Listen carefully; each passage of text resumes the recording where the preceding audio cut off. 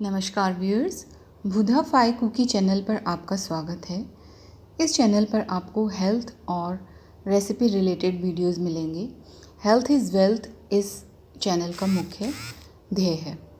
तो आज हम बात करने जा रहे हैं एक ऐसी हस्त मुद्रा की जिसे करने से हमारी इम्यूनिटी बढ़ती है और अनेक उसके हमें फ़ायदे मिलते हैं। अपने पहले हस्त मुद्रा के वीडियो में मैं आपको इसके डिटेल के बारे में चर्चा हम कर चुके हैं कि किस तरह से हमारी जो हाथ की पांचों उंगलियां हैं वो पंच महाभूतों से जुड़ी हुई हैं और इनको अलग अलग पंच महाभूतों का जो है संबंध बनाने से उंगलियों का हमें एक अलग ही ऊर्जा हमारे शरीर में स्थापित होती है। जैसा कि आप स्क्रीन पर देख रहे हैं, हमारे दोनों हाथों के अंगूठे अग्नि तत्व को रिप्रेजेंट करते हैं। जो हमारी प्रथम उंगली है, इंडेक्स फिंगर है, वो वायु को करती है। मिडिल फिंगर है वो आकाश तत्व को रिप्रेजेंट करती है और जो रिंग फिंगर है वो पृथ्वी तत्व को रिप्रेजेंट करती है और सबसे छोटी जो पिंकी फिंगर है, कनिष्ठिका है, वो जल तत्व को रिप्रेजेंट करती है। तो ये जो मुद्रा आप देख रहे हैं ये कहलाती है प्राण मुद्रा। प्राण मुद्रा जो है ये बहुत ही इफ़ेक्टिव मुद्रा है, कई रोगों को ठीक करती है। सबसे ज़्यादा ये है कि ये हमारी शरीर में इम्यूनिटी को बढ़ाती है। प्राण मुद्रा के अलग अलग नाम हैं। प्राण मुद्रा को प्राणा मुद्रा भी बोलते हैं और इसको कफ कारक मुद्रा बोलते हैं। पित्त नाशक मुद्रा भी इसी का ही नाम है, क्योंकि ये दोनों पित्त और कफ जो हमारे शरीर में है मुख्य रूप से ये उनके संतुलन का काम करती है। प्राण मुद्रा जो है ये अनेक रोगों में हमें फ़ायदा देती है। साथ ही साथ ये जिन लोगों की आँखों की नज़र कमज़ोर है उनकी नज़र की रोशनी ठीक करने में मदद करती है, लेकिन जिन्हें ग्लूकोमा है उन्हें यह मुद्रा नहीं करनी चाहिए। दूसरा ये है कि ये मुद्रा जो है वो हमारे पहले चक्र मूलाधार चक्र से संबंधित है। मूलाधार चक्र जो है वो हमारा प्रथम चक्र है। जब हम चक्रों की मेडिटेशन शुरू करते हैं, कुंडलिनी जागृत करने के लिए चक्र मेडिटेशन जो है हम स्टार्ट करते हैं, तो जो फर्स्ट चक्र आता है वो आता है रूट चक्र जिसे बोलते हैं, या मूलाधार चक्र। ये मुद्रा उसे मजबूत बनाने में हमारी सहायता करती है। इसका जो मंत्र है, जो शब्द है, जो हमें ये मुद्रा करते हुए और मूलाधार चक्र पर ध्यान लगाते हुए करना है, वो है लम। लम शब्द जो है वो प्राण मुद्रा और मूलाधार चक्र का ही मेनली जो है ये शब्द है लम, और इसका रंग जो है लाल। तो आपको लाल रंग का ध्यान करना है और मूलाधार चक्र पर ध्यान केंद्रित करना है। वैसे ये मुद्रा आप कभी भी कर सकते हैं, चलते हुए कर सकते हैं, बैठे हुए इस मुद्रा को बना सकते हैं, कभी भी आप इस मुद्रा को कैसे भी कर सकते हैं। लेकिन इसका बहुत अच्छा इफ़ेक्ट जो है वो आपका तब आता है जब आप सुखासन में बैठकर अपना ध्यान जो है वो इस मुद्रा के ऊपर लगाएं। मन की शक्ति, दिमाग पूरा इसके ऊपर ध्यान केंद्रित हो और हमारी रीढ़ की हड्डी जो है वो सीधी हो, आंखें बंद हों और लम शब्द का हम उच्चारण अपने मन ही मन में करते रहें।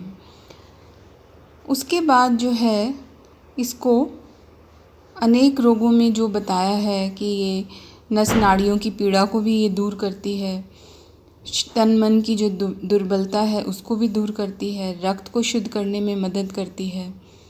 और इसे कम से कम आपको 15 मिनट से लेकर आधा घंटा 30 मिनट तक करना चाहिए। 15 मिनट करने के बाद ही इसके जो असर जो है वो हमारे शरीर में देखने को मिलते हैं। तो कुछ अब रोग हैं जिनके मैं नाम बता रही हूँ जिनमें इसे करने से फ़ायदा होता है।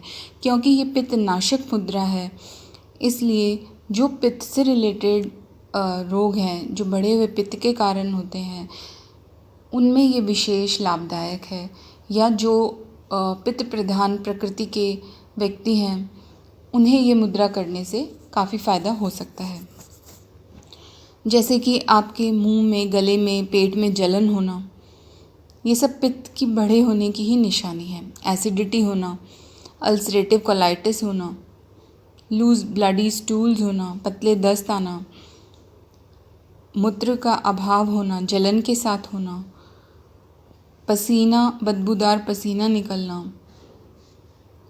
जो हमारे जोड़ हैं वो गर्म हो जाएं, लाल हो जाएं। उसके बाद गठिया में, रिमेटॉइड अर्थराइटिस में इसका काफ़ी इफ़ेक्ट है।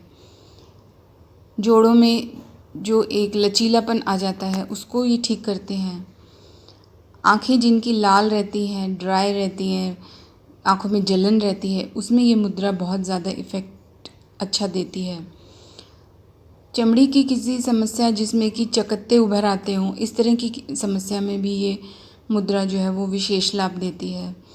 पित्त, बढ़े हुए पित्त की वजह से जिनके बाल जल्दी सफ़ेद हो रहे हों, रूखे हों, कम हों, उसमें भी ये मुद्रा विशेष लाभकर है। जिन्हें पीलिया हो गया हो, जो बहुत जल्दी बूढ़े नज़र आने लग गए हों, उन लोगों में ये मुद्रा विशेष लाभकारी है। और जिन लोगों को थोड़ा बहुत भूलने की आदत बन रही है, जो गर्मी को बिल्कुल सहन नहीं कर सकते हैं, जिन्हें कि थोड़ा भी आवाज़ शोर जो है वो बर्दाश्त नहीं होता है, गर्मियों में जिनकी हालत बहुत ज़्यादा ख़राब हो जाती है, जिन्हें गर्मियाँ बिल्कुल पसंद नहीं है, हाइपरथायरॉयडिज़म में, ठीक है, और किसी भी तरह की सूजन में इसका लाभ है। हाई ब्लड प्रेशर में भी ये फ़ायदा देती है। डायबिटीज़ का कारण शरीर में पृथ्वी, जल और अग्नि तत्वों के असंतुलन से होता है। प्राण मुद्रा इन तत्वों को संतुलित करने का काम करती है। इसलिए अगर आप स्वस्थ हैं तब भी, या अगर आपको डायबिटीज़ है तब भी आपको प्राण मुद्रा करना बहुत ज़रूरी है। इस मुद्रा को करने का अभ्यास रोज़ करके आप डायबिटीज़ में फ़ायदा ले सकते हैं। प्राण मुद्रा का अभ्यास अगर लंबे समय तक किया जाए तो ये शरीर में इंसुलिन के स्तर को बैलेंस करने का काम करती है। इतना ही नहीं, प्राण मुद्रा का ये अभ्यास दिल से लेकर गले तक के रोगों के लिए भी बहुत फ़ायदेमंद है।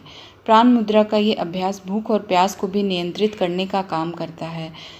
अतः जो लोग व्रत रखते हैं उन्हें अपने व्रत के दौरान इस मुद्रा को करने से विशेष लाभ मिलता है। इस अभ्यास से रोग प्रतिरोधक क्षमता भी मजबूत होती है। तन मन की दुर्बलता, थकान और नस नाड़ियों की पीड़ा को दूर करने में यह मुद्रा खास तौर से लाभकारी है। रक्त को शुद्ध करने में भी यह मुद्रा विशेष लाभकारी है। इस मुद्रा से मानसिक एकाग्रता भी बढ़ती है। तो अगर आपकी आंखों की रोशनी कम है तब भी ये आपको फ़ायदा देती है। आजकल जैसे देर तक कंप्यूटर और टीवी को देखते रहने से आंखों में जलन होती है, आंखें थक जाती हैं, तो प्राण मुद्रा करना फ़ायदेमंद रहता है। ये नेत्र रोगों में विशेष लाभकारी है, लेकिन जैसा कि पहले मैंने बताया, ये आपको ग्लूकोमा में ये मुद्रा नहीं करनी है। इसके बाद जो है इसको करने का तरीका तो पहले आपको मैं बता ही चुकी हूँ कि कितना इजी है। कनिष्ठिका, अनामिका और अंगूठे। कनिष्ठिका सबसे जो छोटी उंगली है वो, अनामिका रिंग फिंगर और अंगूठा यानी कि थंब। इन तीनों को मिलाने से, इनकी जो टिप्स हैं उनको आपस में टच करने से, और जो दूसरी दो बची हुई उंगलियां हैं, इंडेक्स फिंगर और मिडिल फिंगर, उनको सीधा रखने से ये मुद्रा बनती है। अब एक ख़ास सावधानी जो इस मुद्रा को करते हुए किसी को भी रखनी है वो ये है कि ये कफ कारक मुद्रा है। शरीर में जो कफ है उसको बढ़ा देती है। या जो कफ प्रकृति के मनुष्य हैं जिनमें कि आलस्य है पहले से ही, और जो थोड़े मोटे हैं, जिन्हें सर्दी जुकाम की जल्दी शिकायत हो जाती है, तो उन्हें, या जिन्हें इस अभी भी मतलब प्रेजेंट में जिन्हें सर्दी जुकाम है और वो ये मुद्रा करना चाहते हैं, तो उन्हें ये मुद्रा नहीं करनी है। जब आपको सर्दी जुकाम हो तब आपको ये मुद्रा नहीं करनी है। ये आपको एक इसमें ध्यान रखना है। बाकी ये मुद्रा अनेकों रोगों में फ़ायदा देती है। जो बच्चे या बूढ़े बार बार बीमार होते हों, जिन्हें थोड़ी भी सर्दी जुकाम की शिकायत जल्दी पकड़ लेती हो, बार बार बुखार आता हो, इस तरह के पेशेंट्स को जो है ये मुद्रा इम्यूनिटी बढ़ाने के लिए ज़रूर अभ्यास इसका करना चाहिए। ये इम्यूनिटी बढ़ाने में बहुत ज़्यादा मदद करती है। किसी भी तरह की जो बीमारी है एकदम से आपको पकड़ लेती है, उसमें ये बहुत लाभकारी है। तो इसके साथ ही मैं अपना ये वीडियो जो है वो एंड करती हूँ। और जिन लोगों ने अभी तक मेरा चैनल सब्सक्राइब नहीं किया है, मैं उनसे एक बार फिर से कहूँगी कि मेरे चैनल को आप सब्सक्राइब करें। और अगर आपको वीडियो पसंद आया है तो आप इसको लाइक बटन ज़रूर हिट करें, क्योंकि आपका सब्सक्राइब करना और लाइक करना मुझे और नए वीडियोस बनाने का हौसला देता है। So stay connected with the भूदाफाई कुकी चैनल। और इसके साथ ही आप bhudaphaiCookie.blogspot.com वेब पेज पे भी हमसे जुड़ सकते हैं, जिसके ऊपर हमने हेल्थ रिलेटेड आर्टिकल्स जो हैं आपको मिलेंगे, तो आप उसे भी विज़िट कीजिए। Thank you.